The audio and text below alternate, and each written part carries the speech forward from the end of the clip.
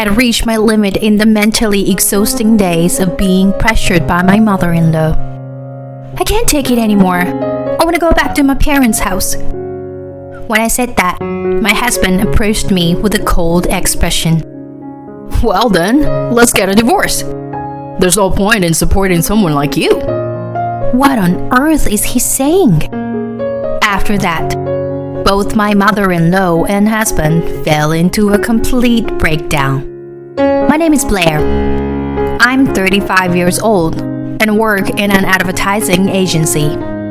I had been so focused on my work that I hadn't had any opportunities to meet someone. Blair, you're already 30. Have you thought about getting married? Yeah, but I'm not really interested in that kind of thing. At that time, my parents gently urged me to consider marriage. However, I purposely avoided having any interest in marriage back then. I lacked confidence in myself when it came to romance. In fact, I had become quite timid when it came to romance. I was afraid that even if I desperately tried to find a boyfriend, we would break up before reaching marriage. I didn't want to be filled with expectations and then be betrayed. Just the thought of it made my heart ache. I had been through a terrible breakup with a boyfriend in the past. I thought he cared for me, but it turned out he was cheating on me with multiple women. When I confronted him about why he would cheat, he made cruel remarks. If you eat French cuisine and high-end steaks every day, won't you get tired of it? Don't you ever feel like having something light and subtly flavored? Huh? What are you talking about? It's normal to occasionally want to have fun with other women. That's what I mean. He said that and mocked me. This incident became the catalyst for my fear of love, and I closed my heart off to men. I hadn't told my parents about this, but somehow they seemed to understand that I was afraid of romance. In reality, I wanted to have a proper relationship, get married, and make my parents happy. But I couldn't take that first step easily. Amidst all of this, one day, I had a fateful encounter. It happened at my workplace. We've secured a new deal this time. You be in charge of that company, Blair. Upon hearing that from my boss, I went to introduce myself to the new client. Nice to meet you. I'm Holland, in charge of N Company. Nice to meet you too. I'm Blair, from S Company. We exchanged business cards, and in that instant, I fell in love at first sight with the man who was my counterpart. Harlan's appearance, atmosphere, and voice were all my liking. From then on, I looked forward to every visit to his office. He always interacted with me with a refreshing smile, and I couldn't help but feel excited. Before I knew it, I found myself smiling and laughing like a fool. But of course, I still managed to handle my work perfectly. Blair, you're really capable at your job. There's a lot I can learn from you. No, that's not true at all. Oh, come on. You don't have to be so modest. By the way, if you were interested, would you like to have a meal together sometime? Whenever you're free, after things settle down with our current project. Yes, definitely. I naturally accepted his invitation to have a meal together.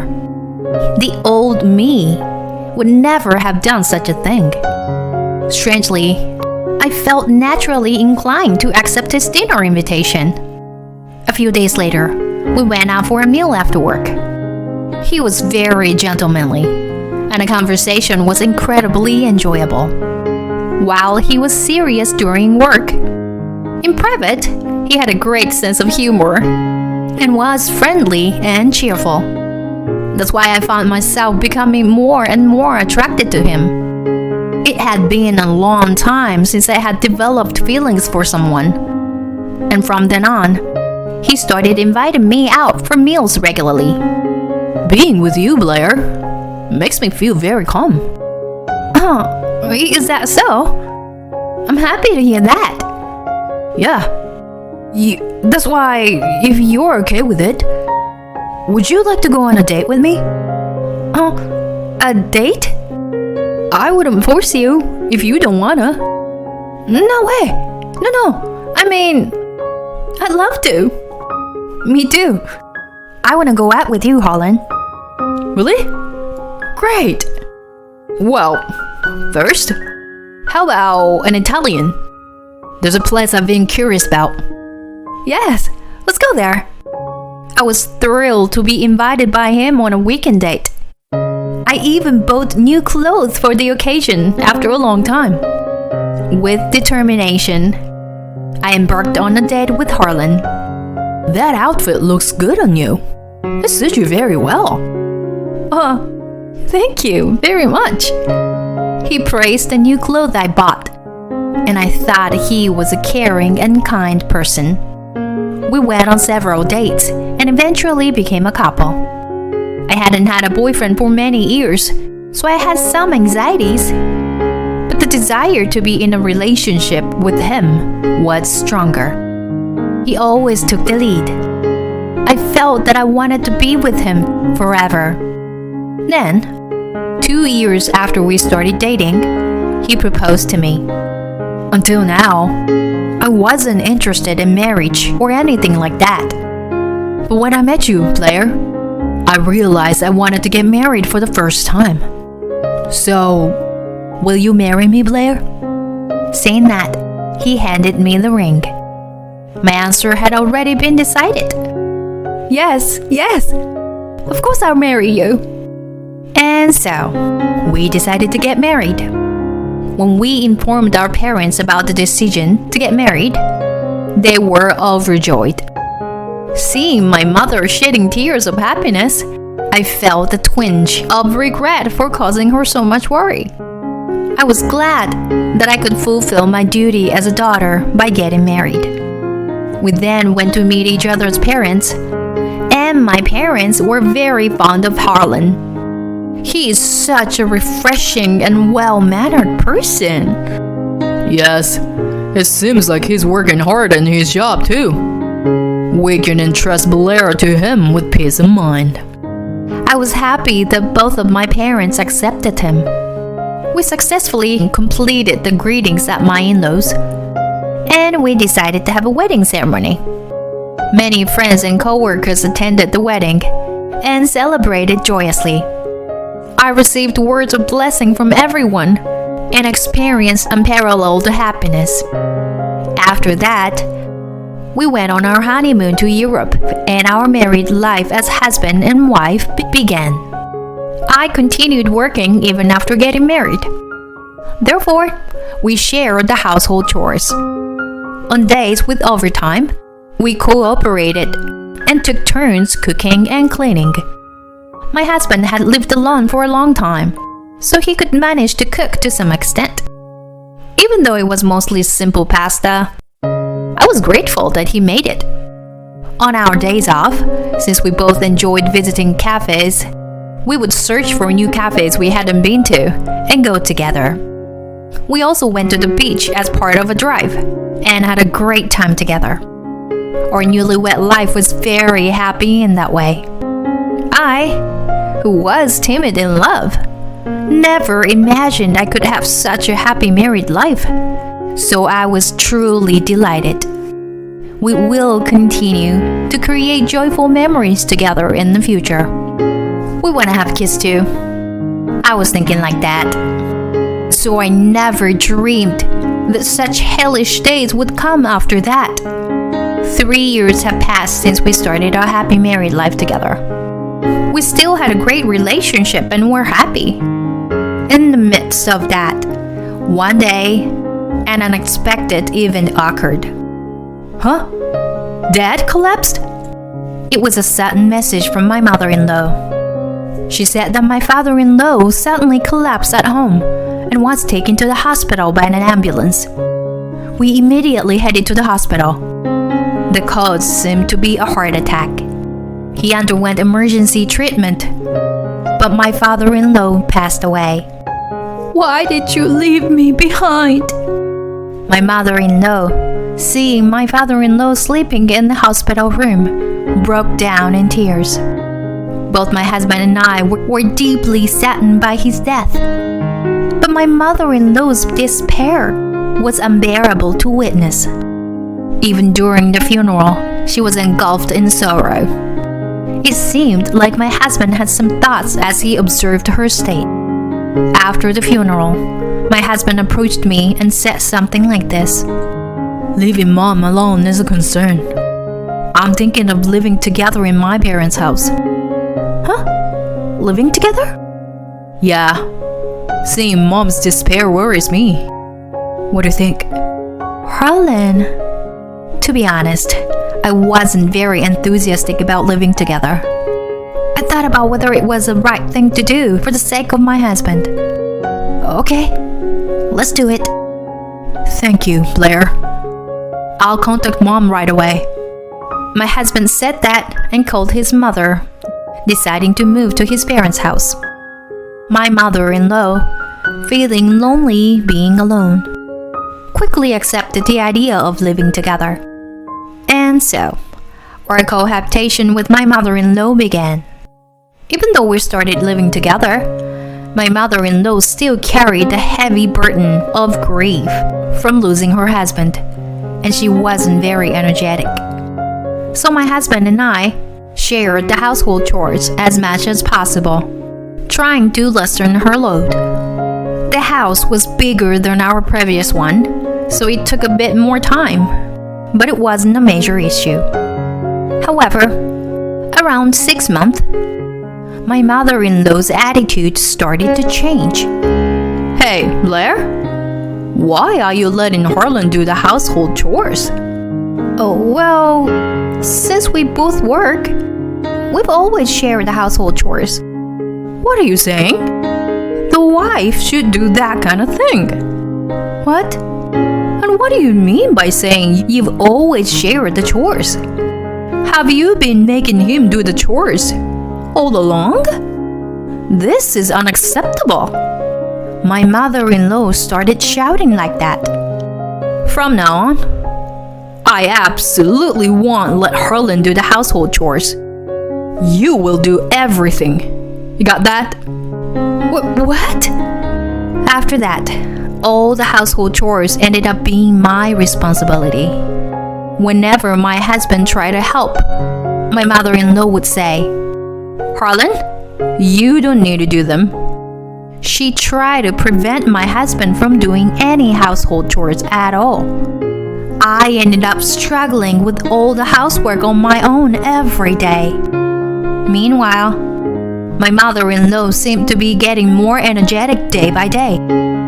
In proportion to that, she became more strict and critical towards me. What's this? This dish doesn't taste good at all. Did you always feed my son with such terrible food? Unbelievable. My mother-in-law constantly complained about my housework like that. And my husband didn't intervene to stop her bad-mouthing me. Hey, why don't you stand up for me? Isn't it a sign that mom is feeling better? Let her say a few things. She's grieving for losing dad, you know. It's a good thing that she is feeling better. But logically, it's not right. I have no reason to endure complaints and bad-mouthing from her. But her insults towards me just never stopped. She also put pressures on me, asking when we would have her grandchildren, or when I would quit my job. The burden of chores increased, and I was under stress from my mother-in-law, both mentally and physically. And in the midst of all that, an incident occurred that made me suspect my husband's infidelity. I learned about it from a colleague. Isn't this Harlan? The colleague, who was on a trip to a local tourist spot, witnessed Harlan walking with an unfamiliar woman there. Harlan had said he was on a business trip that day and wasn't at home. When I looked at the photos sent by my colleague, there was no doubt it was Harlan. Perhaps she was someone he was traveling with on a business trip. Or maybe... But the casual clothes they were wearing and the way they walked arm in arm left no room for doubt. It was clearly not related to work. I felt an overwhelming sense of despair. My husband was cheating on me. He had betrayed me. So this is why he didn't stand up for me against my difficult mother-in-law. I couldn't live together with him anymore. I decided to hire a private investigator. I decided to gather evidence of my husband's affair. The evidence photos quickly piled up, and preparations for divorce proceeded rapidly. Meanwhile, my mother-in-law's verbal abuse towards me continued, or rather, it got even worse.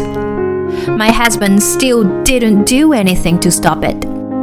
He simply had no interest in me. I guess he was too preoccupied with his affair partner. Amidst busy work and household chores, I managed to find some time and finally completed the preparations for divorce with the help of a lawyer. Every day I was mentally cornered by my mother-in-law and I had reached my limit. One day I called my husband and said, "I can't take it anymore. Please let me go back to my parents' house. Your mother's attitude towards me is just too terrible." Upon hearing this, my husband responded with a cold expression. If that's what you want, then let's get a divorce. There's no point in supporting someone like you. I've been frustrated, with the fact that I have very little money to use. I couldn't understand what he was saying. I earn my own money, just like him. My salary is not any less than his. Furthermore, I do all the household chores. In an instant, my remaining love for my husband vanished. Well, there was no other choice but to divorce, especially considering his affair. Fine, let's get a divorce. My husband was surprised by how readily I agreed to divorce. There was no reason to hesitate anymore. The following week, I immediately began the divorce proceedings. I started packing my belongings to return to my parents' house. That's when my mother-in-law said, Did you decide to get a divorce by any chance? I always thought that a woman like you wasn't a match for Harlan. She continued to belittle me, even now. And my husband joined in and laughing alone. Yeah, you're right, Mom. I'm glad that the divorce is happening. Ignoring the two of them as they laughed, I left my in-laws' house. Afterward, both my mother-in-law and husband experienced a rapid downfall. I immediately sent proof of delivery to my husband's workplace through my lawyer. The contents, of course, included a demand for compensation for the affair. I also claimed compensation for the mental anguish caused by the constant harassment from my mother-in-law. As a result, everyone at my husband's workplace came to know about it. Career advancement is out of the question. My husband will likely be demoted or fired. As for the affair partner, she couldn't bear the cold stares from her surroundings and voluntarily resigned. And it seems that my ex-mother-in-law and ex-husband have the worst relationship imaginable. It's because of you, Mom, that I have to pay a large amount of compensation. What did you say? It's because you had an affair. It seems that my ex-husband blamed my ex-mother-in-law and they cut ties with each other. Furthermore, my ex-mother-in-law's harassment of me became known among the neighbors, and she became isolated, spending her days in loneliness. On the other hand, I have been living with my parents and working hard on my job. In the summer, I decided to move out of my parents' house and purchase a new home. With a substantial amount of compensation and my diligent work, I recently received a promotion. I want to continue working hard and earning a living. I'm excited about the new house, and I'm thinking of finding new hobbies and enriching my life. From now on, I will live for myself and focus on my own happiness.